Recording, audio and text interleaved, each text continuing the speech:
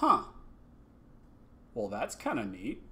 All right. What's up, everybody? This is Alex, not with a review, more with just a rant.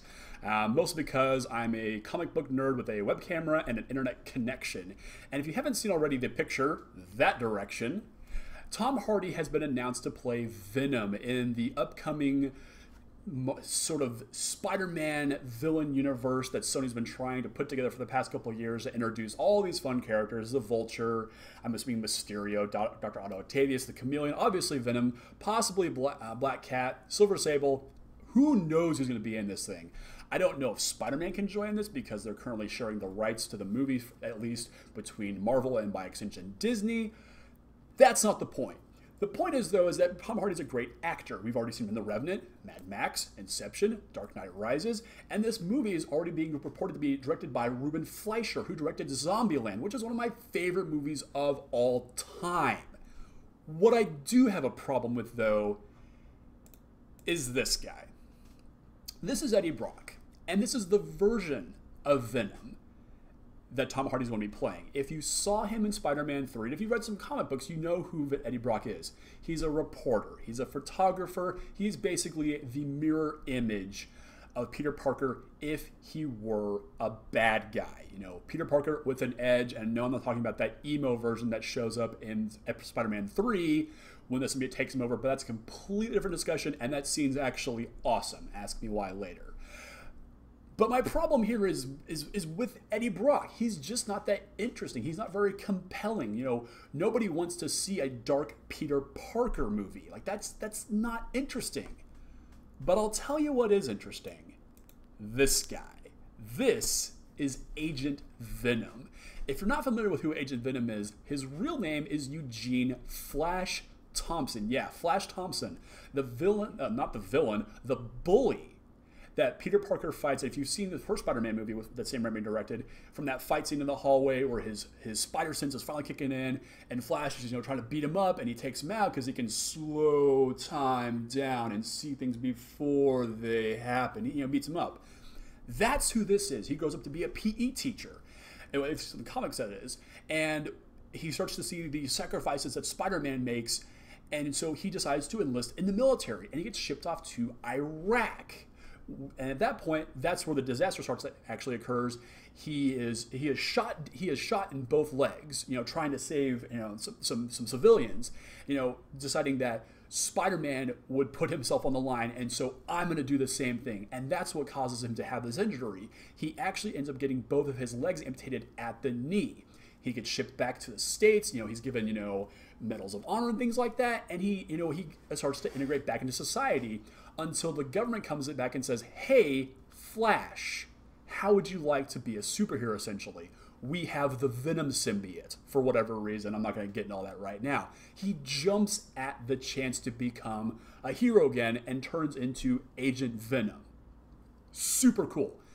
This is the Venom movie I want to see. Imagine this. We see Flash Thompson. He's graduated from college, and he's lacking purpose in his life. He sees Spider-Man being heroic, and he says, "You know what? I want to be like that."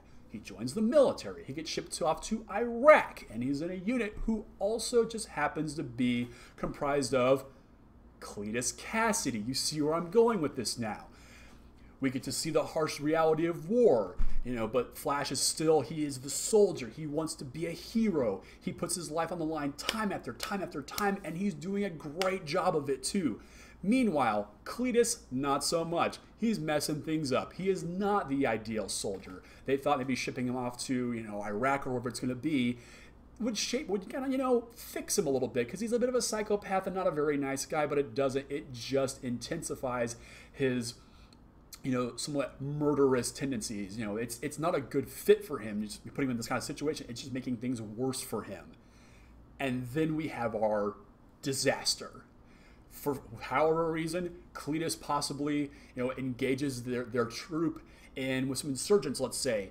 He's the reason that they get cut off from their convoy or whatever it's going to be. And at that point, Flash gets shot, trying to save some civilians perhaps, or trying to save, some of his other, units, his brothers. And he gets shot, and he has to have both knees amputated. There we go. Here's our setup. They ship the entire unit back to the States. You know, they're either dead or they are maimed.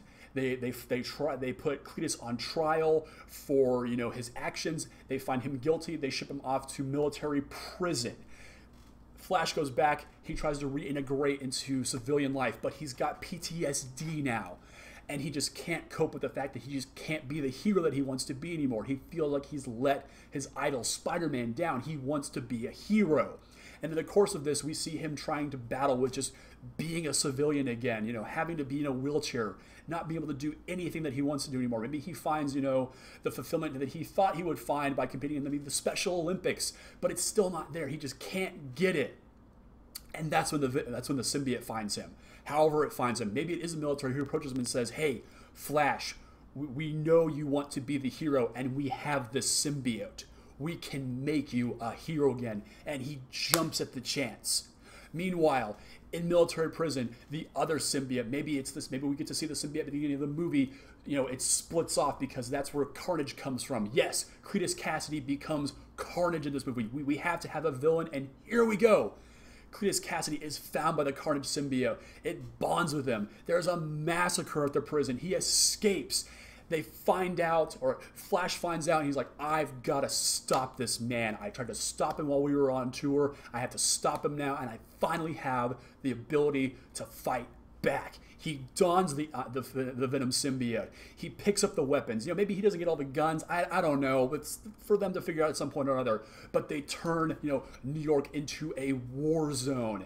And the whole time, Flash is having to deal with the flashbacks of war. The PTSD is to the point where it almost cripples him, but he fights through it, and he gets to fight Carnage. And that's how we kick off this whole Spider-Man villain universe. I don't know where it goes from there, but come on, Sony, don't make us watch angsty, angry Eddie Brock be the central part of this story. Give me the Flash Thompson. Give me Agent Venom. That's all I'm going to say. That's how I fix this movie. It's not even out yet, and this is how we fix it. It comes out in October. We have over a year. Let's fix it now. Give us Agent Venom. Thanks for watching, guys.